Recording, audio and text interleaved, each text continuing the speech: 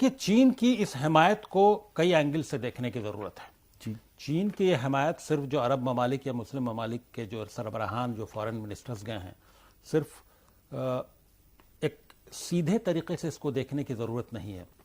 چین جو عالمی سطح پر جو ڈپلومیسی ہوتی ہے اس میں کئی طرح کے فیکٹرز کام کرتے ہیں. چین پر جس طرح کے الزامات لگتے رہے ہیں شنجیانگ پروونس میں جس طرح سے مسلمانوں پر ظلم و ستم چین کی حکومت کی طرف سے ہوتا رہا ہے اور جس طرح سے وہاں پر نماز اور روزوں اور تمام عبادات پر پابندی ہے اور اب بھی ہے اور جس پر اور وہ ہیومن رائٹس کا جس طرح سے وائلیشن ہوا ہے چین اس کو چھپا نہیں سکتا. چین اس سے انکار کرتا رہا ہے لیکن اور ہمیشہ امریکہ کی جانب سے اور مختلف ممالک کی جانب سے آواز اٹھتی رہی ہے. چند مسلم ممالک کی طرف سے بھی آواز اٹھتی رہی ہے.